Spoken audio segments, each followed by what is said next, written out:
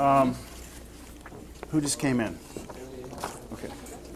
Get you your test here. Have you been here recently? What's your last name?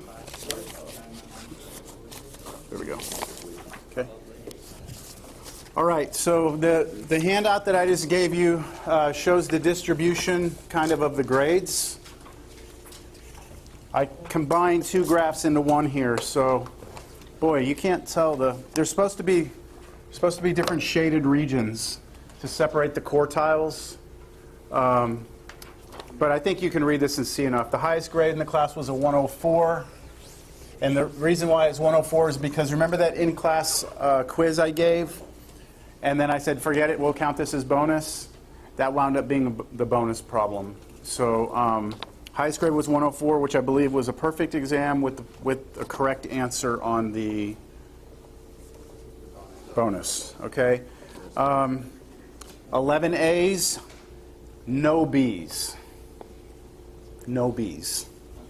C, 1 C, 4 D's, and 10 F's. And you can kind of see from the chart, there were some D's that were kind of close to C's, and then it just kind of dropped off at the end there. So the average was a 70.4. Standard deviation was 27 points, which means what? What is standard deviation basically telling me? It's like a plus or minus. It's basically the spread of the grades. The larger the standard deviation, the more spread out everyone is. And 27 is a huge standard deviation. So it looks to me like if you just look at this bar graph right here, 11 and then 10 on the other end, I mean, it kind of looks like this or this. There's not a whole lot of in between here, right? I thought that it would be also worth it because I looked at everyone's work as far as like, how clean your work was, how easy it was to read, neatness. And I have an example of what I consider to be very, very, very good work. And I'm going to hand this out. I've already asked the student if I can do this. It does not have their name on it. And if I didn't use yours, don't feel offended, because there were several of you who had really, really good work. But this particular work, I'll point it out once you get a copy. I'll point out what it is that makes this so unique.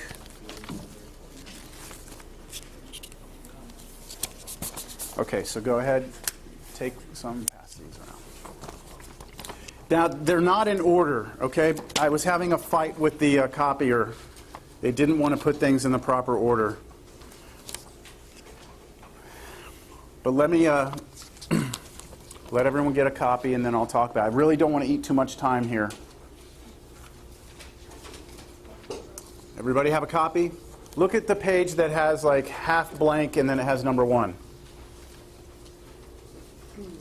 When you look at this work, okay, I don't think there's any question as to what's being done.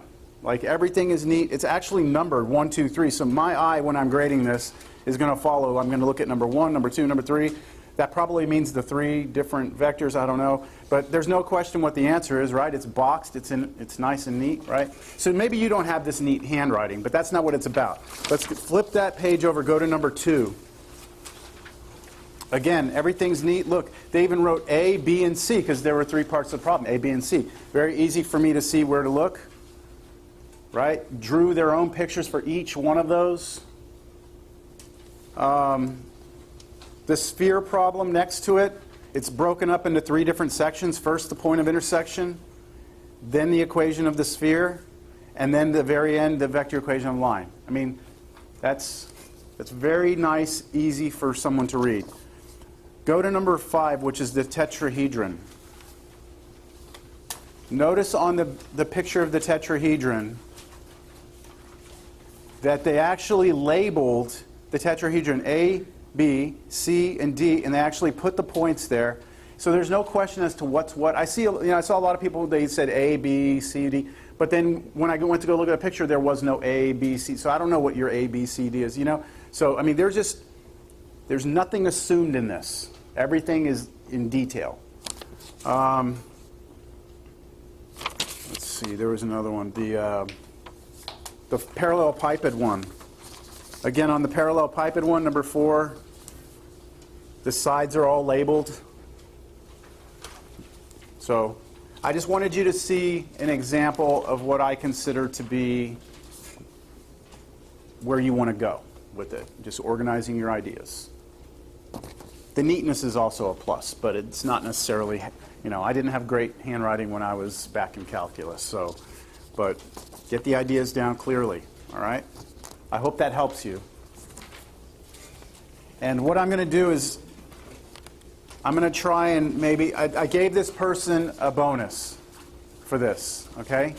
For it being so clean and for me being able to use it.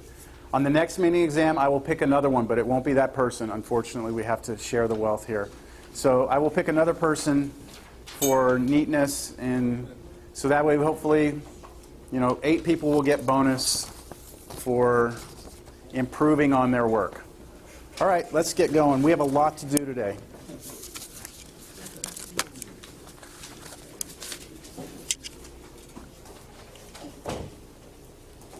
If you have any questions over the mini exam, everything I handed to you, those are all the correct answers. So you now have kind of a key for the exam.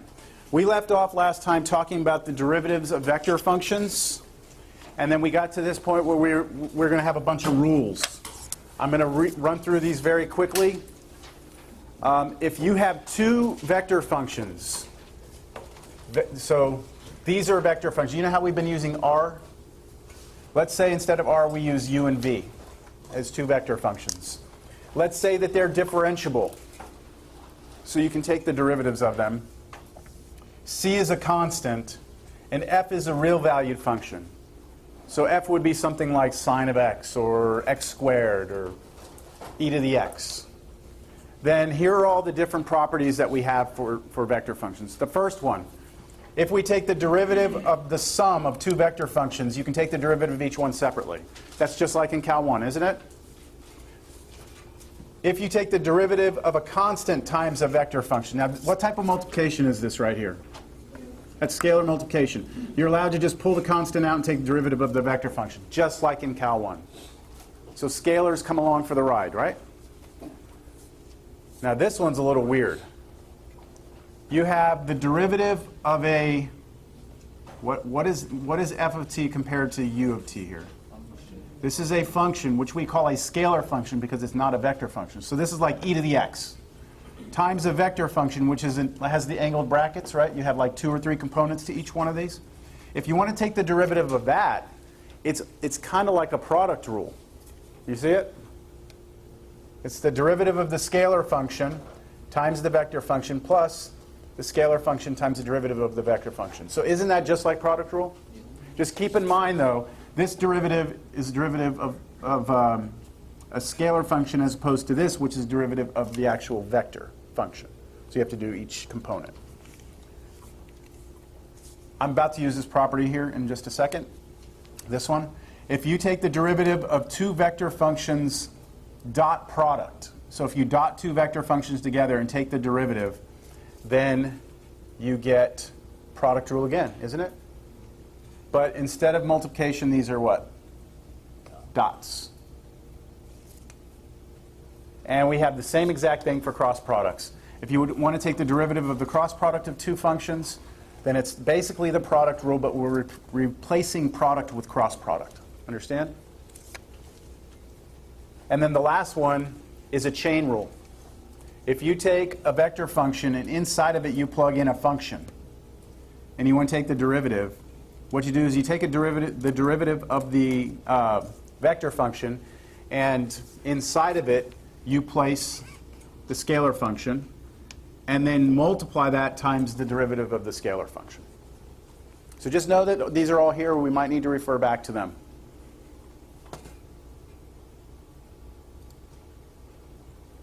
All right. We're going to do this problem on the board. Show that if r of t is cosine t sine t,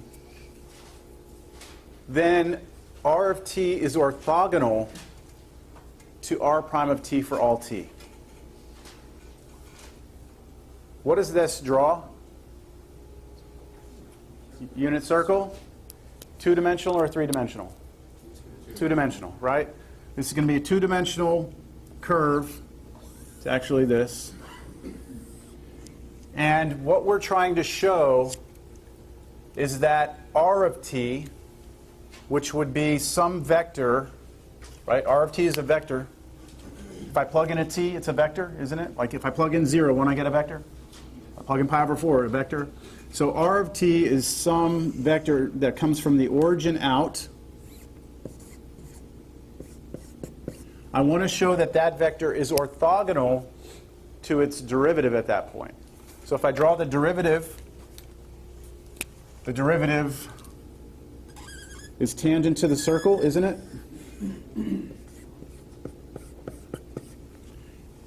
I want to show that that's orthogonal. So who wants to volunteer to tell me how you would show that something's orthogonal? What would you do if you wanted to show something was orthogonal? Dot product, right? So really what this comes down to is this. I want to show, WTS, I want to show that R dotted with its own derivative is 0 for every t. Do you agree if I show that, then I've done this? Okay, so let's take R of t, which is cosine t sine t, and let's dot it with its derivative. What's the derivative of this? Negative sine t times cosine t. I'm going to run out of room over there, so I'm going to move here. Cosine t sine t. I'm dotting that with negative sine t cosine t. And we need that to be 0, right? So what do you get when you dot this? Cosine t times negative sine t, which is negative cosine t sine t. Plus, now we do this times this. Sine t times cosine t. And that is 0. Check. They cancel out, right? So it's orthogonal. So if you draw that vector that goes from the origin out to your curve, and then you look at the tangent vector to the curve, guarantee those are always going to be orthogonal to each other for this particular function, for this curve. Questions? There's the picture of it, of what's happening. If I let t move around, right, this is the tangent vector. Here's your tangent vector. Here's the vector function vector.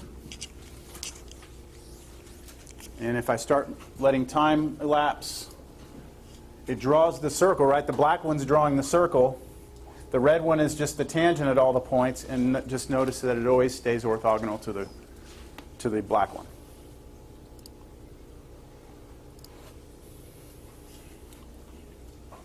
This is a weird problem right here. Show that if what? The magnitude of a vector function is a constant, then again, the vector function is always orthogonal to its derivative. So can anyone tell me what this would look like if I asked you to draw a vector function that had that property? Can someone explain like what that might look like?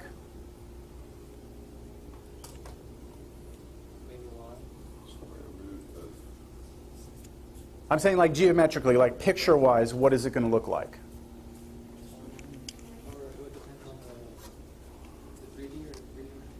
What do you want? Either one, I don't care. 2 would be a point, or line. 2 would be a line. I've heard line a couple of times. Let me draw a line here. Okay, let me show you a couple of vectors that this line would draw. It would draw the vector that goes from here to here, right? The vector that goes here to here. It's all the vectors that put all those together, right? Does this satisfy this condition? What does this condition say?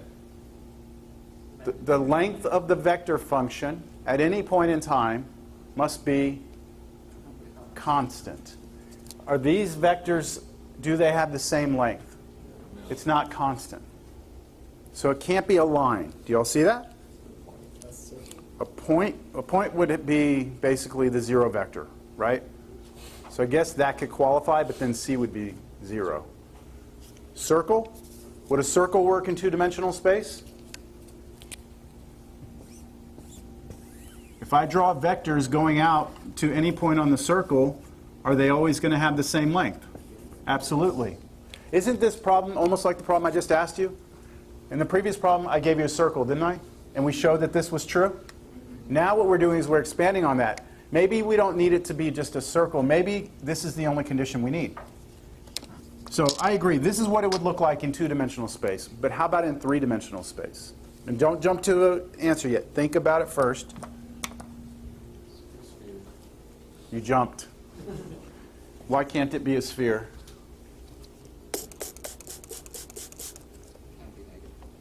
No. What did we talk about? Vector functions draw what?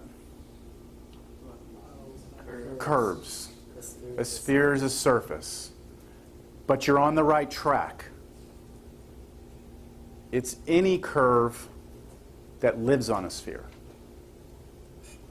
Right? So imagine it's almost like, let's say I'm the origin. Okay, I'm holding at the origin. Here's the origin.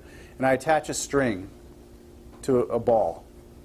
And somehow I start waving this thing around without moving here. Just imagine that ball moving around, but it's stuck to the origin. It's trying to run away, but it's stuck. So it's stuck on a sphere, isn't it? It's not going to draw the whole sphere, but it's stuck. And so the distance from the origin to that curve is always the same, isn't it? So in 2D, it has to be a circle. But in 3D, it can be any curve that lives on a sphere.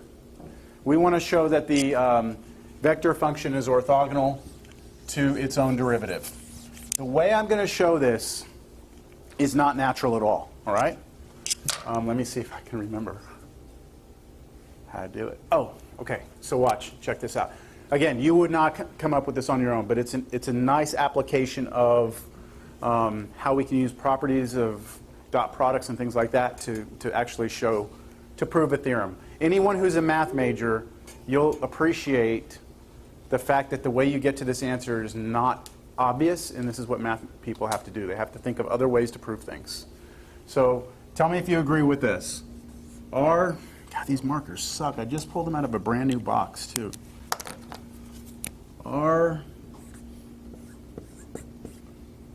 Take the vector function and dot it with itself. Do you agree and remember that this was equal to the magnitude of the vector function squared? I'll show it to you in a different way. This is what I showed you. If you take a vector and you dot it with itself, but only with itself, this was equal to the magnitude of u squared. Does that look more familiar? That was a property from way back in dot products. So anytime you dot a vector with itself, you get the magnitude of the vector squared. So if I take this vector function, I dot it with itself, won't I get the magnitude of the vector function squared? Which for us would be what? What are we assuming is true? The magnitude of this vector function is c. So this is c squared. Agreed? Okay, well I still haven't shown what I want to show. What do I want to show? I should have put that up here. What do I want to show? I want to show that r dotted with its own derivative is 0, right? That's what I want to show? I mean, I'm very disappointed in these markers. Agreed? That's what I want to show? And I've shown you that this is true, and you're like, so what, right? Who cares, right? So what I'd like to do now is just rewrite this.